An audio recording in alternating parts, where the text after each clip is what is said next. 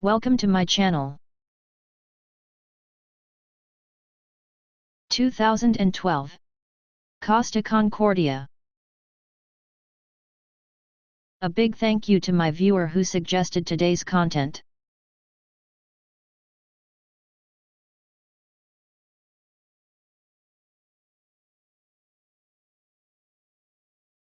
It was just an ordinary evening on January 13, 2012 on board the Costa Concordia. Everyone on board were enjoying their holidays. Unbeknown to all those on board, there would be a tragic event that evening. The Costa Concordia was 8 years old and was on its first leg of a cruise around the Mediterranean Sea. The captain on board was Francesco Schettino. It is believed that there were around 3,206 passengers and 1,023 crew members on board the cruise at the time. All was going well until the captain deviated off course to sail close to Isola del Giglio for a sail past. It is believed that the captain had done this on many times before without incident. However, on this evening things would be a lot different. The port side of the ship is said to have struck a reef and an exposed rock tore a 50-meter hole in the port side below the water line.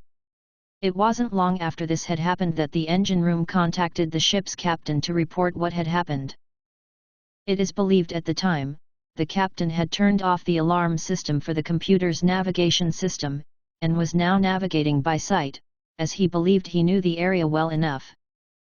For those on board, many of whom were in the dining hall at the time, heard a loud bang, but were told by crew members that this was an electrical failure, and that everything was under control. They were told not to panic.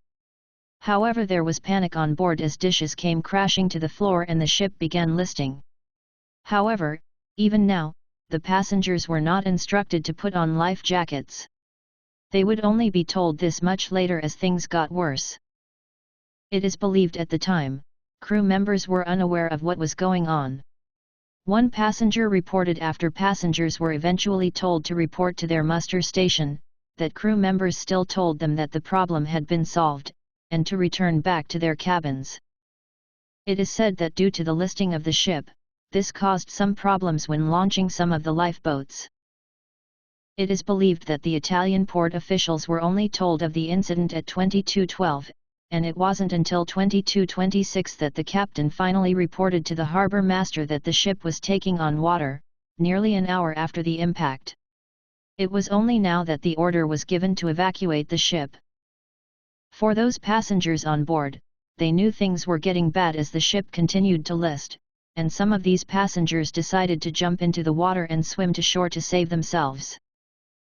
It has been reported that crew members on board only had very basic training on how to deal with this type of situation, and it is reported by passengers that the crew did not help or were not trained in launching the lifeboats, which of course added to the ever-growing panic among those on board. The crew members would later go on to say this wasn't the case. However, for whatever reason, while passengers were still on board the Costa Concordia, when help arrived, Captain Francesco Schettino got off the ship and left passengers and crew members still on board. He did not stay with the ship and make sure everyone had gotten to safety. He was ordered by his rescuers to return back to the ship, but he took no notice of this. Helicopters in the area helped rescue those people from the water. Most of those on board did manage to make it to safety, but sadly 32 people were reported as missing. It was between January 14 and January 30 that rescue divers searched the ship for those who had been reported as missing. It is said to have been pitch black inside with furniture drifting around, making it harder for the divers to find the missing. Divers would work in pairs for safety reasons, and were hoping to find those still missing on board alive. Explosives were used to create holes in the hull for rescuers to reach inaccessible areas of the ship. However, on several days, rescue efforts had to be suspended due to high waters hitting the ship, and the ship itself beginning to move. On January 28, sadly, 17 bodies were recovered, with 2 still reported as missing. These bodies would not be found until the ship was upright, and the bodies would be found in the central part of the ship. Sadly, Russell Rebello was still missing, and it was announced that the search for his body would continue once the ship had been removed from the water. This wasn't until August 14, 2014, when human remains were found on board the wreck. This would be the final body to be recovered.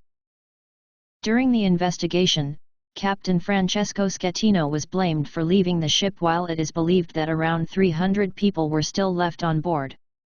He would later be found guilty of manslaughter and sentenced to 16 years in prison. The Costa Cruise Company and its parent company did not face any sort of criminal charges, even though Francesco claimed that they had told him to do the sail past, which of course they denied. The ship would be declared a total loss by the insurers. It is said that the salvage operation was considered to be one of the biggest in maritime salvage operations. It was in 2014 that the ship was towed to the port of Genoa to be scrapped, which wasn't completed until 2017. The total cost of the disaster cost an estimated $2 billion, which included compensation being offered to those passengers by the cruise company. It is said that each passenger received around €11,000.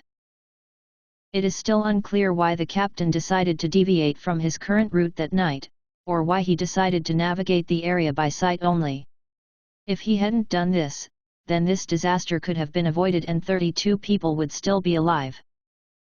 Sadly, even today, these types of disasters continue to happen. For all those who are watching, stay safe. We forever remember those who did not make it off the ship that night, and all those passengers who had to fight to survive.